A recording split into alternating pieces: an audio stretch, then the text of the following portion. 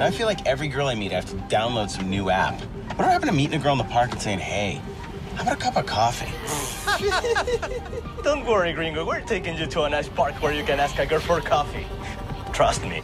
Aftershock is about an American who's played by me, who goes down to Chile to see some friends of his after a divorce and have some fun and try and meet some girls, and everything's going fine until a terrible, devastating 8.8 earthquake hits and completely levels everything, and they have to survive the night after society has completely collapsed.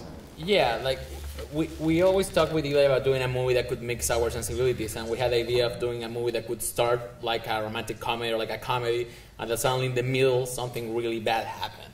And we were looking for ideas, and suddenly the earthquake happened. And first I have to survive the earthquake, and when I survived, I was like, well, you know what? This is a really good idea for a movie. And that's where Aftershock started. The movie doesn't want to be like the official version of what happened during the Chilean earthquake or anything. It's not a documentary. The movie takes place 2 years before our real earthquake, and we think that the movie is just is a fun popcorn movie. But of course, we use many things that happened in our earthquake and in the Japanese earthquake. Basically, we stole from all the earthquakes.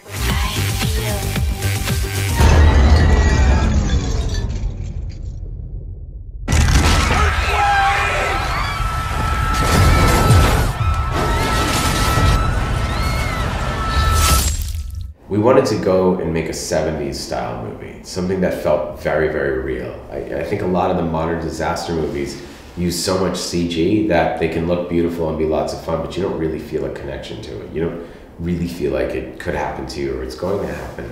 And the great thing about shooting in Chile was that we could really destroy things. The cool thing about the movie, I guess, is that hopefully you all saw, it was really real.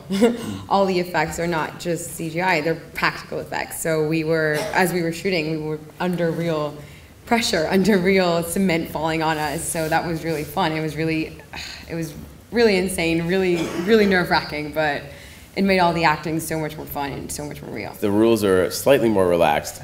And I remember we were shooting the scene in the cemetery with that cement pinned on me. And I looked around and there were tombs cracked open and bones and skulls. And I said to López, and I was like, man, set dressing did an amazing job with these bones and the skulls. He's like, ha ha, gringo, set dressing. It's okay.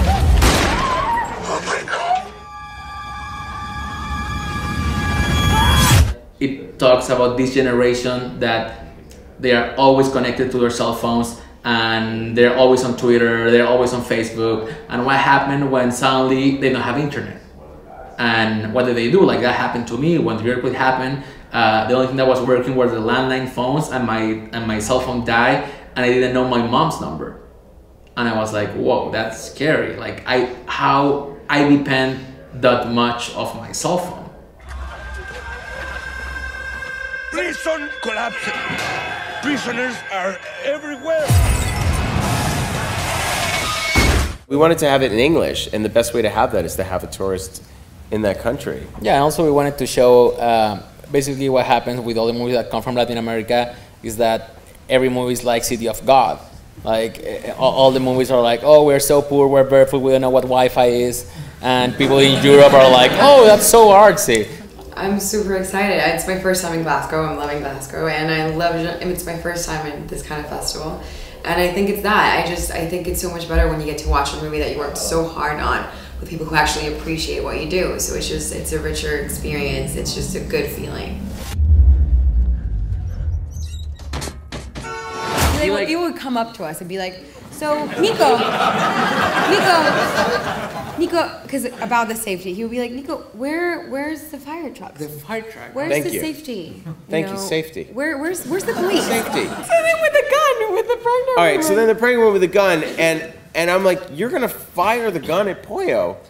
Like, you know that the blanks discharge stuff. Like, if you put a blank to your head, you'd kill yourself. Like, you have to be careful when you're firing blanks to people. Like, is that a quarter load? Is that a half load? Is that a full load? And he's like, our AD Pablo's like, Pollo. He's like, no, point at me. And he points at Pollo. Okay, let's shoot. That was the safety check. And they're like, Gringo, you and your safety. Gringo, ooh, Gringo wants an ambulance on standby.